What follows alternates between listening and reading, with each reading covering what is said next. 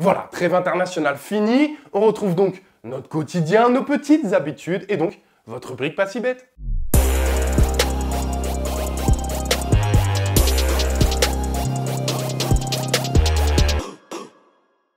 Attends, on arrive à la fin de saison et tu connais toujours pas cette rubrique? Bon, je t'explique le concept, c'est très simple. Je pars sur 3 matchs que j'aime bien et je vous partage les cotes qui me semblent intéressantes. Après, c'est toi qui gères. Je suis pas Paul Le Poulpe, je suis pas Madame Irma, ok? Et n'oublie jamais, plaisir avant tout. Bordeaux, c'est 8 défaites et une seule victoire sur ses 11 derniers matchs. Lille, c'est 4 victoires sur ses 6 derniers matchs et un objectif de Coupe d'Europe à atteindre pour espérer revivre le genre d'émotion qu'ils ont vécu il y a à peine quelques semaines avec ce 8e de Ligue des Champions face à Chelsea.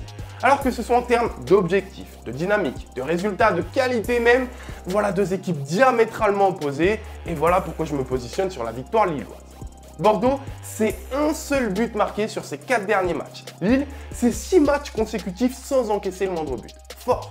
Bon, eh bien vous me voyez venir en m'appuyant sur ces statistiques, je trouve très intéressant le clean sheet lillois. Enfin, si Bordeaux marque peu, ils encaissent en revanche énormément de buts, 70 depuis le début de la saison. Voilà pourquoi, si je devais me positionner sur un 3e pari, une cote un peu plus élevée, donc forcément un pari un peu plus risqué, eh bien je partirais sur Lille qui marque lors des demi-temps. Face à Bordeaux, je trouve ça jouable et je trouve ça très intéressant.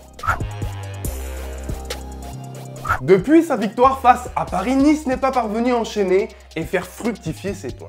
Match nul face à Montpellier, surtout défaite face à Marseille qui les fait passer de la 2e à la 4e place au classement. Derrière, tu as envie de vite enchaîner, de vite rebondir pour ne pas gamberger très longtemps et là, boum, trêve internationale.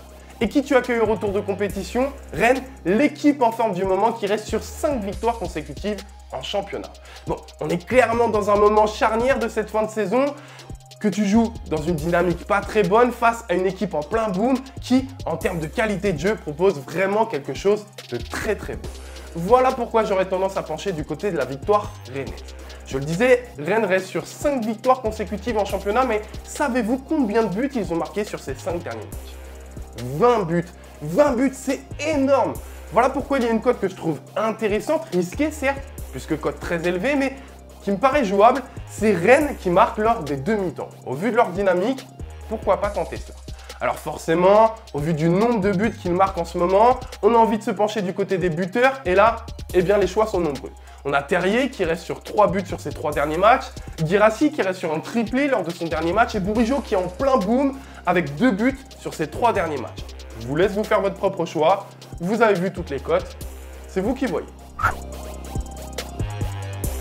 Monaco sort d'une victoire face à Paris. Alors oui, je vous l'accorde, c'est pas l'équipe la plus rassurante et la plus régulière en termes de résultats. Mais enfin, ils affrontent Metz. Metz qui n'a plus connu la victoire depuis 8 matchs, qui a seulement 2 victoires en compteur sur ses 14 dernières rencontres. Bon, moi je pars sur la victoire de Monaco. Metz est la pire attaque de notre championnat. Voilà pourquoi j'aime également le clean sheet de Monaco. Enfin, côté buteur, je ne vais pas innover, mais j'aime bien Ben Yedder qui reste sur un doublé face à Paris et qui a marqué lors de cette trêve internationale avec l'équipe de France et qui plus est tire les pénaltys et vous savez que pour moi c'est important, ça augmente nos chances. Voilà pourquoi j'aime bien la cote de Ben Yedder. Alors, pas si bête hein. Bon, sachez tout de même que les cotes peuvent évoluer entre le moment où je réalise cette vidéo et le moment où vous pariez. Alors rendez-vous sur The Bet pour, je l'espère, des bêtes de gain, mais surtout, avant tout, un bet de plaisir.